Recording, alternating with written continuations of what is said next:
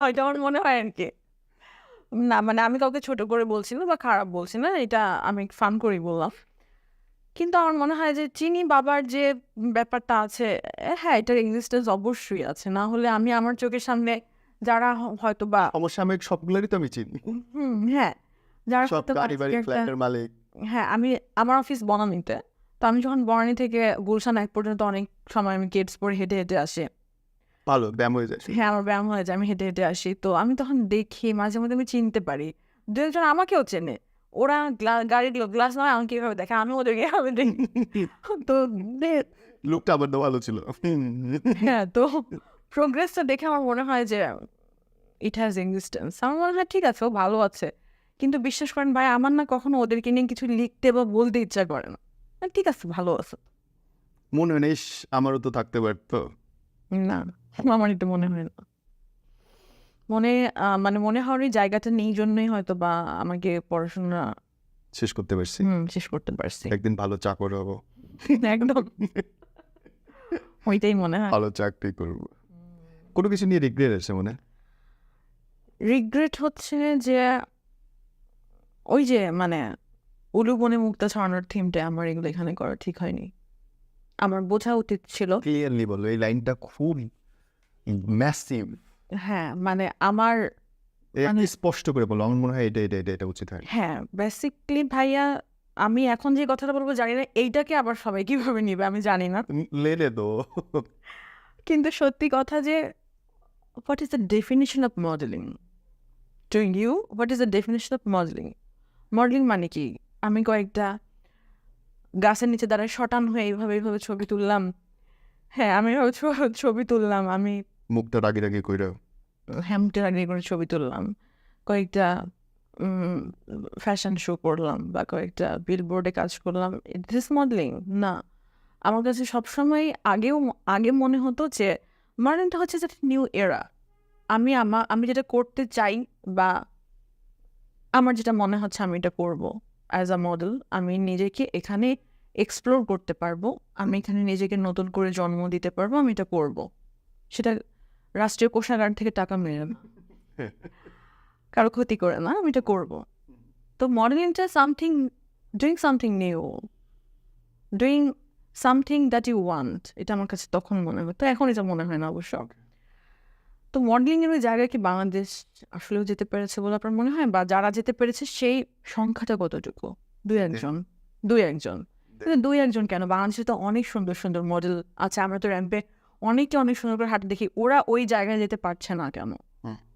Because of ওই যে মানুষের ইথিক্স, নর্মস, সোশ্যাল যে নর্মস, মিথগুলো এস্টাবলিশ হয়েছে ২০০ বছর ধরে এই ভারতীয় উপমহাদেশে। আমরা ওখান থেকে বের হতে পারিনি, পারবো না কোনোদিন। তো যেটা পারবো না, ওখানে আমার যাওয়াটা ঠিক হয়নি। মানে তোমার মনে হয় তোমার মডেলিং করতে যাওয়া ঠিক হয় নাই? না, আমার ঠিক হয়নি। আমার এটা ঠিক হয়নি। যেমন you know the name of the magazine like Paint House. Paint হাউসে ফটোশ্যুট করার মতন মডেল বাংলাদেশে অনেক আছে। অনেক সুন্দর বাংলাদেশি মেয়েরা কি কম সুন্দর? মোটেই না, অনেক সুন্দর। অনেক সুন্দর মেয়ে আছে বাংলাদেশে। বাংলাদেশে অনেক সুন্দর মডেল আছে, অনেক অভিনেত্রী আছে। বাট আপনার কি মনে হয় না যে ওরা ভোগের প্রচ্ছদে প্রতি বছর যেতে পারে? তুমি পারতেছে না কেন যাইতে? কেন? ভয়ের কারণে। ভয় যে আমরা ওখানে গেলে আমাদেরকে নিয়েও এগুলো টানাটানি করবে। আমাদেরকে এখন কি আবার গায়ে লাগে এগুলা? এখন হয়তো লাগায় না, বাট তখন হয়তো বা লাগাতো।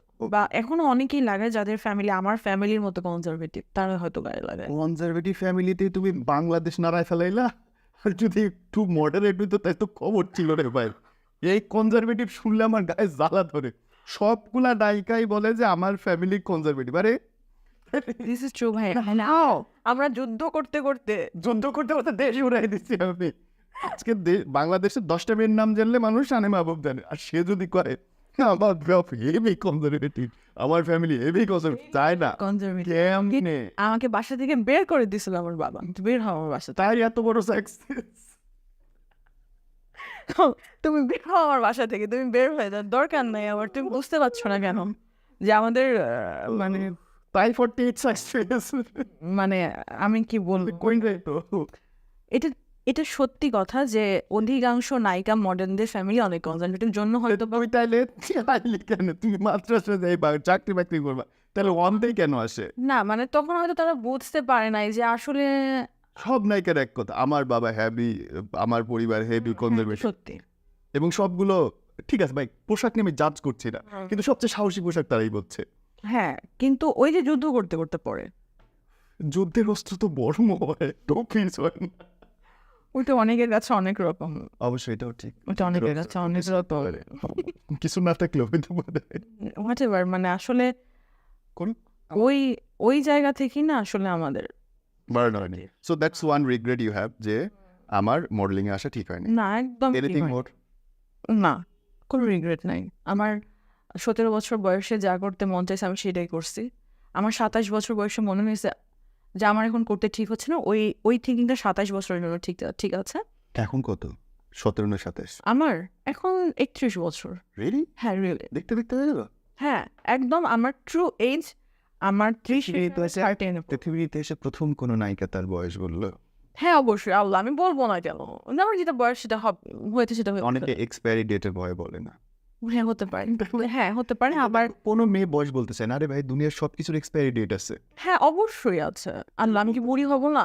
আমার চুল এখান থেকে পাকবে না, সাদা হবে না, সবই হবে। বরং পাকলে ভালো লাগে দেখতে। হ্যাঁ এটা হইতেই পারে। না আমার মধ্যে এগুলা লুকানোর কোনো ধান্দা আগেও ছিল না, এখনো নাই। বয়স হচ্ছে, আমরা সবাই আর তুমি তো সবকিছু প্রকাশ্যই পারো।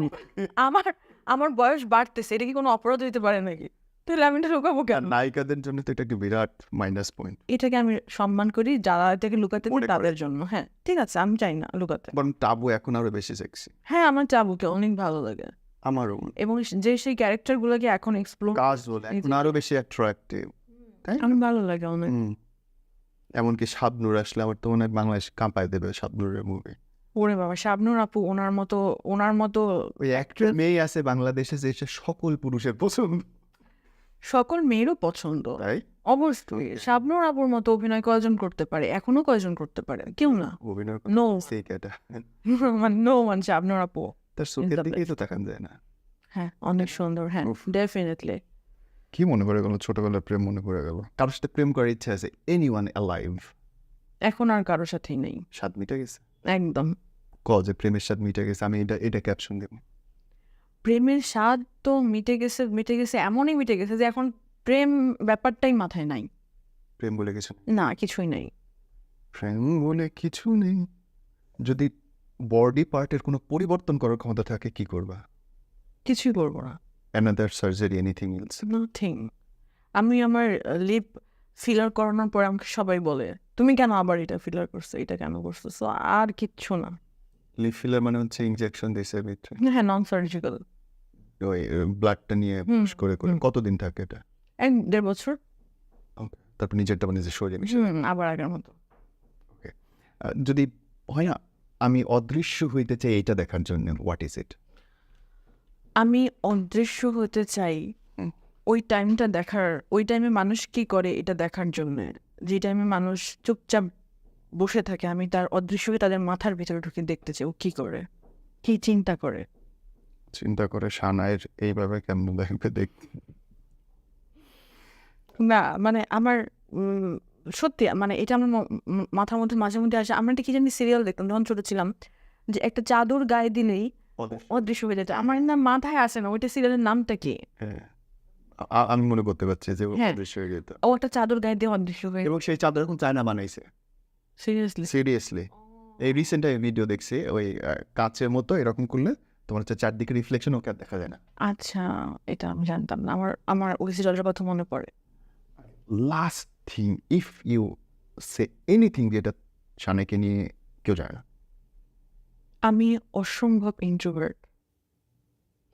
মানে আমি যা বলি বা যা করেছি অতীতেও বা যা বলেছি সেটা যদি হয় 1%, তো আমার ভিতরে না বলা কথাগুলো কি হইতে পারে সেটা 99% কেউ জানে না। মানে তোমার কেউ কিছু দেখেই নেই। মানে আমার মনের ভিতরে কি চলছে, কি ক্যালকুলেশন চলছে বা আমি কি চিন্তা করতেছি সেগুলো কেউ কিছুই জানে না।